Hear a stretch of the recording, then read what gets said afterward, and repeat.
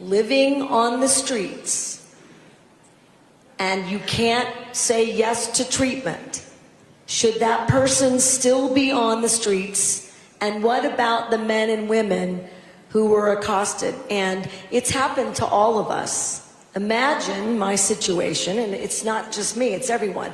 And I've been asking for these for years. I talked about AOT 20 years ago.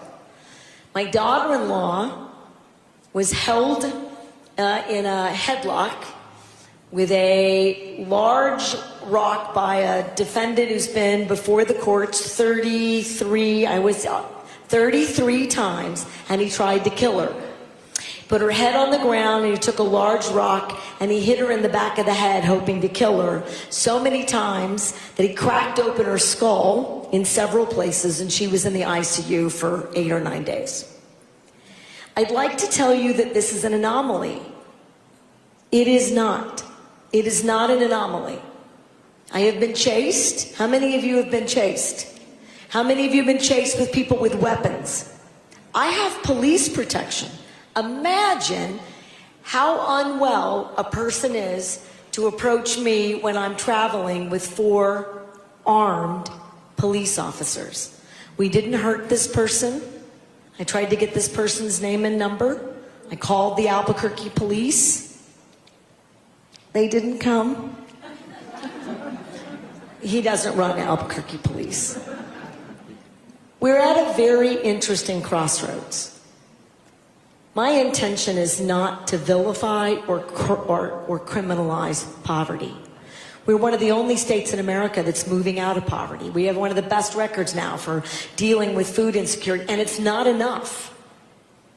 We need more housing. We need more services. I am clear. I'm going to spend $20 million, and I want people here to know this. And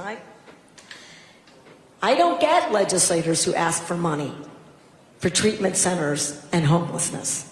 All of that comes out of the executive branch. So I don't understand that. I'll bet you don't understand that either. That is not true of counties and cities.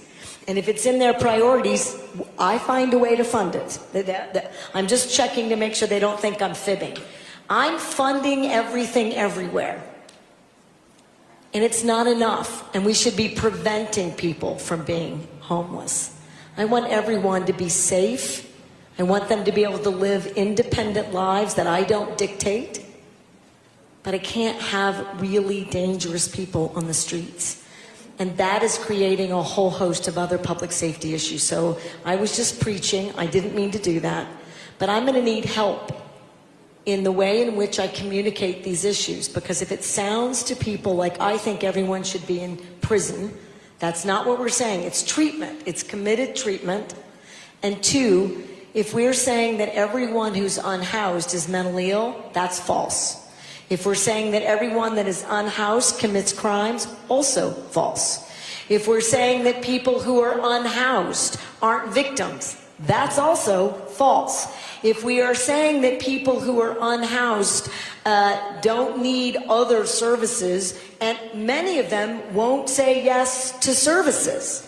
Now, these are not people we're trying to commit, but I will tell you I spend a lot of time. How many of you have done ride-alongs? How many of you have gone to encampments? How many of you have offered services? Okay, but not enough of us. How many times do they say no? How many times do they turn you away? How many times do you show back up? So I want to help, and I'm not trying to mandate that every person live like you or me.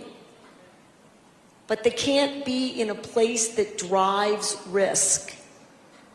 I have children living on the streets. I have an 11-year-old, 11, who's being detained in Albuquerque because he murdered 2 individuals.